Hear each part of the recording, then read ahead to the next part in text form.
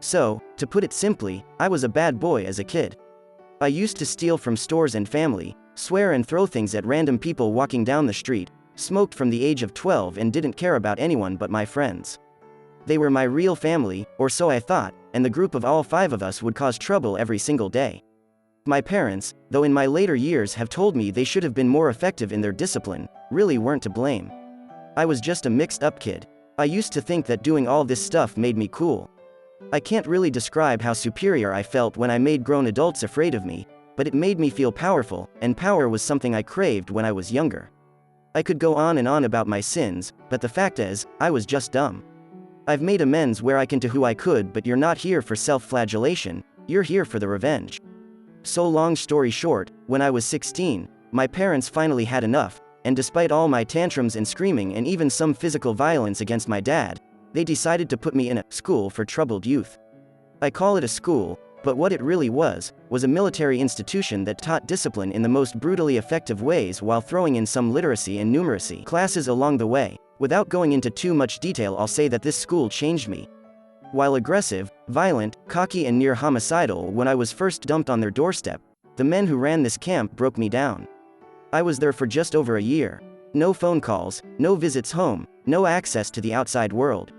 For 1 whole year, I had this camp and these counselors, these real-life hard men teach me just how much a stain I really was.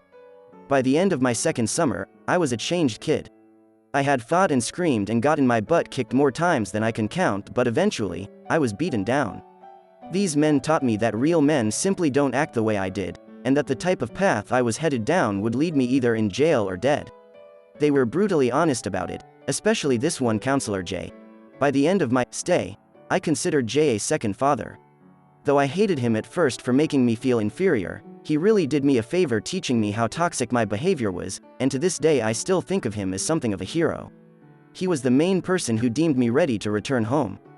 But the backstory is getting really long, so let's get to the real story. When I returned home, I had changed from an abusive little prick to a somewhat civilized young man, ready to take on my last year of high school. I was nervous to go back, since I had adapted to the disciplinary school lifestyle, but I was also excited. I missed my friends, and hoped they would just accept me back despite the fact that I hadn't spoken to any of them in over a year. And to my relief, I was accepted back with open arms. One of my closest friends had moved states since I'd been away, but the other 3 were ecstatic to see me. Over the next few weeks, I settled down. I didn't spend a lot of time with them outside of school. My parents were kind of testing how much I'd matured since returning, and were setting boundaries on when I could go out, how long I could stay out and where I could go, etc. I was determined to prove to them I wasn't the same thing that had ruined their lives all those years, so I followed their rules, and so only really talked to my friends during school. All of this is relevant, because of what happened next. I had joined the school football team all 3 friends were a part of, and one evening after practice, all my teammates were in the gym, sweaty and dirty but pleased with ourselves. I was laughing and chatting with my 3 best friends so much I didn't really notice that we were the last left in the gym. But that's when the conversation started turning bad. One of my friends, I'll call him F1, friend 1, for simplicity, started telling me about a college party they were all planning on going to, and how they'd been crashing college parties for a few months now, since it was easy access to girls and booze. I was hesitant about it because I didn't think my mum and dad would agree to let me go, but then F1 started talking about this girl he was planning on inviting. A girl who went to the same school as us, but not one I thought F1 had any real relationship with. I knew her, but I didn't know her. He started to tell both my other friends, and me, that he'd been trying to get her into bed for a while and she kept making excuses, so he planned on taking her to the party and finally, smashing. When I asked him, in a joking way, "What makes you so sure she won't reject you again?" he looked me dead in the eye and said as casually as you please, the most chilling sentence I have ever heard in my entire life. "I'm just going to slip something in her drink. It'll loosen her up, no problem." At first, I just kind of awkwardly laughed, thinking it was some stupid joke, but they weren't laughing with me. When I asked him if he was serious, he told me he was sick of her stupid games, and knew she was just stringing him along, and that the pills would just make things easier. I could not believe my ears.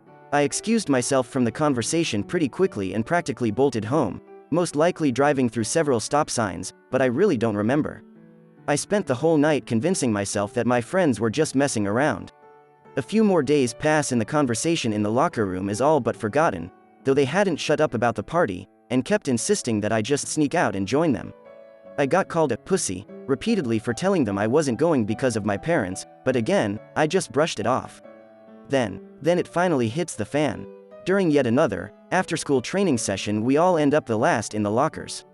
And F1 does something I never would have expected in 1,000 years. All three of them have been talking about the party this whole time. Then F1 starts rummaging through his gym bag. He tells us all to look at this and tosses F2 a small bag of little pink pills.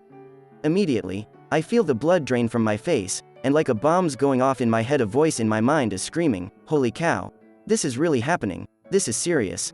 It's really hard to describe what I was feeling when F1 started going into detail about how he planned on inviting the girl to the party, slipping something into her drink and making use of one of the frat boys' bedrooms for a few hours. I was sick, like literally could have hurled everything from my stomach all over the floor as I listened to all three of them talk about how awesome the party was going to be after just describing how they were planning to rape a girl. I couldn't take it, and again I ran off. I actually did end up puking later that night, going over and over in my head what the hell I had just witnessed. I almost couldn't believe it. These three boys had been my friends for 15 years. I thought of them as my own family, thought I knew them better than anyone, but 1 year away in this? I'll tell you that I actually broke down crying that night. I'm not ashamed to admit it. What I am ashamed of is how long I took to actually get a grip and handle it. I knew I should have told someone, but in some crazy way, my loyalties were still screwed. Don't crucify me for it. I know now what I should have done, but I was 17, and these were my best friends. I didn't want them to get into trouble, but at the same time, I knew I couldn't let this go down, so instead of reporting all I'd heard to an adult like a normal person, I decided I'd sort it out all on my own. So, I went to F1, and told him not to do what he had planned. Told him it was stupid and dangerous and would ruin both his life and the life of the girl he was planning on drugging. He didn't even blink. He got right in my face and told me that the school I got sent to had turned me into a pussy. That he hated how much I'd changed and had been trying to change me back with F2 and F3. Even told me how they'd been talking about me behind my back, and how they'd planned to give me a turn on the girl once F1 was done with her, just to show me what I was missing out on. Then he said something I'll never forget. He told me, word for word, "I'm doing that little girl a favor. She's a virgin, and after this party, your mum won't be the only one finally getting some." I punched him, we fought, and we both got sent home on suspension for fighting. I could not believe it. I was seething. My best friend had said that to me. My best friend had told me he was going to rape an innocent girl at a party, and I was a pussy for not wanting to join in? I was disgusted, sickened to my core, and I was done with him. My parents were disappointed I had gotten suspended so shortly after coming home, but I just sat quietly while my mom cried, and my dad screamed at me. I know now that I should have told him, but after what F1 said to me, I had this insane notion in my head that I was going to get him back all on my own. And now, to the revenge. After a weekend of being grounded, I went back to school, and the first thing I did was seek out F1. He was about as bashed up as I was, but he was sporting a nice black eye from where I'd hit him in the face. F2 and F3 were standing with him, and they all glared at me as I approached them. Then I did something that made me feel sick. I apologized to him. I told him I was sorry I hit him, and that he was right, I had changed, and I hated what that school had done to me, and I wanted to go back to being the old me again, and surprisingly, they all bought it. F1 and I even hugged it out, and I put the cherry on top when I told them I'd be coming to the party. Now, for my dumb teenage plan. First, I started recording them whenever we were alone together. I wanted to get everything they said about the party and the girl they were planning on victimizing on tape. I knew I needed some kind of proof, or it would just be my word against theirs. And after a few days, I had gotten more than enough, but I wasn't done. No, my stupid self had a plan, and I was going to fulfill it to the fullest. So, the next thing I did was track down the girl, take her aside, and tell her everything. She was shocked and scared, but I begged her not to go to the police or tell anyone. I know now that was stupid as well, but for some reason, she listened to me. I had a plan, a crazy, stupid plan to teach them all a lesson. So, I told her to tell F1 that she was going to meet him at the party, but to just stay home, so she could stay safe. Later that day F1 started bragging about how the girl had accepted his invitation and everything was going to plan. And I sat there, phone half out my pocket, recording the whole thing. So, night of the party finally rolls around, and I sneak out, because, I was grounded. I think it's worth mentioning that I wasn't filled with vindication and self-righteousness throughout the whole night. I was second-guessing myself, I had doubts, but in some strange way, I felt betrayed. These 3 boys had been my brothers since before I could throw a punch, and I felt betrayed that they had gone down this road. What screwed me in the head even more was the possibility that I might have been just like them if my parents hadn't sent me away. It was a strange moment of realization to come to in the middle of a crowded frat house surrounded by drunk idiots, but you take what life throws at you. So, the night goes on, and F1 is getting steadily more frustrated that the girl he invited hadn't shown up. I'd made sure to keep him in my sights for the whole night, not wanting him to decide that any old girl would do if he couldn't take the one he wanted. I kept an eye on all of them, watching as they drank and drank while I stayed as level-headed as possible with some water in a beer can. When midnight came, all 3 of them were plastered, and I knew that all the girls at the party would be safe by then.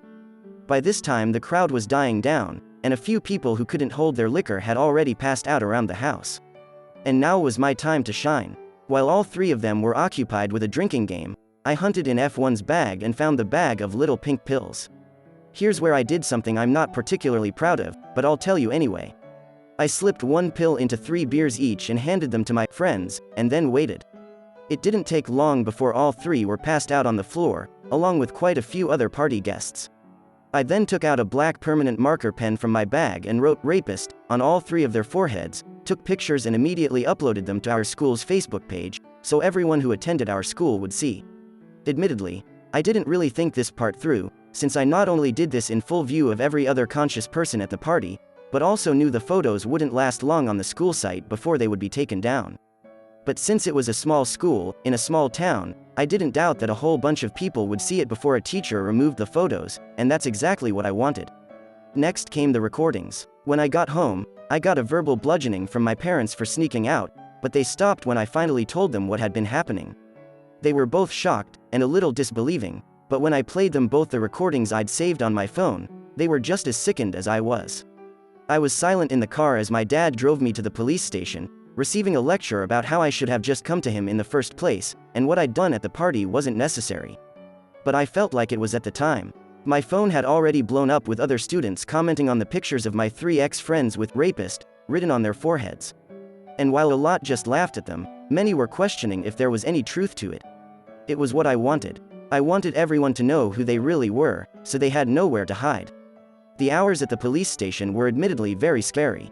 I was still debating with myself whether or not I did the right thing, but my friends had chosen their own fate. I still felt hurt and betrayed they'd allowed themselves to become this way, and even though I felt a little guilt for potentially ruining their future, I did what I thought had to be done. And long story short, the recordings were enough to get them all on charges of planning to commit a crime. Since the girl F1 had been planning on drugging had been named, her parents were understandably furious, and demanded all 3 of my ex-friends be arrested. I would have been too, were it not for the girl telling her parents, and the courts, that I had warned her to stay away from F1 in the party. I was charged for my use of an illegal substance, since I admitted to using the pills on my 3 ex-friends, and also for battery, since the permanent marker was seen as a form of assault, but luckily, I never got jail time. I did get a boatload of community service though. All 3 of them were tried as adults in a case of attempted rape, but only F1 got actual jail time, since he was the one who'd gotten the pills and was the only one who admitted to wanting to use them. The other 2 only got probation and community service for being accessories, but were completely shunned in our town. No one ever lets them forget. I was prepared for the backlash, ready to be jumped by them or something, but strangely enough, I think seeing F1 go to jail for what he did knocked some sense into the 2 of them, and they wised up enough to actually get into college without football scholarships, since they were both kicked off the team. They never came anywhere near me again, which surprised me, but I no longer cared. In my mind, my friends were dead to me long before all of this went down, and by the time I moved away to college, it was all behind me. I'm in my final year of college now and I still think about those 3 sometimes. I think about how, if my parents hadn't sent me to that special school, I may have ended up just like them.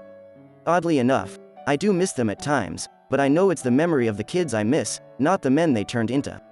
I've thanked my parents continuously for sending me to that place, and even got some approval from Jay when I felt man enough to tell him what happened. I don't know what will happen to F1 when he gets out of jail, but a part of me hopes he learns his lesson and moves on with his life, like I have. Jay called me a few days ago, just to check up, and I told him this whole story, which is kind of why I'm now telling the internet. I guess the moral is to stand up to your friends when you know they're doing wrong, but maybe not in the stupid way I did it. Always involve others more qualified to deal with situations you're not sure about. Even if you're a headstrong, stubborn teenager who thinks you know everything. Update. Wow, I did not expect to get this much support over all this. Thanks for the kind words, and sorry I haven't answered so many questions, but school has been harsh, so I'll try to answer as many as I can. 1. To all of you asking if the girl in the story and I became friends, well, sadly, no. We talked a lot during the court case and after, but we never really developed a friendship. I think we were both too embarrassed over everything, so we just went our separate ways and remained civil in school. 2. For everyone questioning why I sound British, all I can say is wow. I'm used to people picking up on it in person, but not through writing. Some of you guys must be secret geniuses. My father is British. His whole family lives over there and we visit a lot. And his family is about as British as they come. And a little piece of side information, I was actually born in Britain, 6 weeks premature, but I was raised in America. 3. For everyone asking about Jay, well, he's great. A great man who's gone through a lot in his life too. He lost his son to drugs, which is why I kind of think he made it his job to look out for boys like me, just to make sure no other parent goes through what he did. His reaction to what happened was to basically call me an idiot for all I pulled, but he was proud I didn't forget everything I learned the moment I got home. He's also told me that he'd like me to come and speak at the school next summer, just to tell some of the new boys coming in how bad things can get if you refuse to change the way you live. If I ever strike it rich, I'll be giving that school a massive donation. 4. For everyone asking where this happened, for the sake of everyone's privacy, including mine, I'm going to have to keep that a secret. All I can say is it was a small town, with a small population, which is probably why the whole thing wasn't plastered all over the news. But I'm paranoid, so that will just have to remain a mystery. 5. For everyone suggesting I track down my friend that moved before I got back home, well, I'm kind of on the fence about that. Call me a coward, but I think I'd prefer to remember him as my childhood friend, without all the memories being tainted the way they are with all the others. If I went looking, I might not like what I find, and even though it's possible he changed too after being removed from such a toxic environment, I just don't know. I guess I'd rather live with the ambiguity. 6. For those of you wondering what I would have done in the situation if I'd never gone to that school, well, for obvious reasons, I can't really answer you. I'd like to think I would have stood up to them all the same, but my mind was seriously twisted back then, so I'd prefer not to think about that. 7. For everyone questioning what I'm doing now, I'm studying aerospace engineering. I love planes, and through my course, I've gotten to tour the underbelly of both planes and even some aircrafts that have been in space. I don't want to sound like a dork, but seeing all those components fit together, and actually knowing how it all works and what everything's called and how to identify everything, is seriously epic. I just hope I pass the course with a good enough grade to make a career out of it. If there are any other questions I missed, feel free to ask me. I don't have a lot of free time, so the responses might be late, but, by all means, ask. Once again, thank you to everyone for your kind words, and for the surprising lack of people calling me an idiot. I appreciate it. My opinion. I'm so glad your parents found the strength to put you in this school. And I'm glad you've changed. The beginning of the story reminded me of the book A Clockwork Orange. I suggest you read it if you have an opportunity. I don't know why, but I felt the same when I read the beginning of your story. As for your thoughts about what would happen if not the special school, well, not thinking about it is the best thing, because I believe you will be on the same vibe with your friends and will do it and end up in a bad situation eventually. Again, I can only thank your parents for what they've done. It was their best decision. Thank you for watching this video. Don't forget to subscribe on my channel.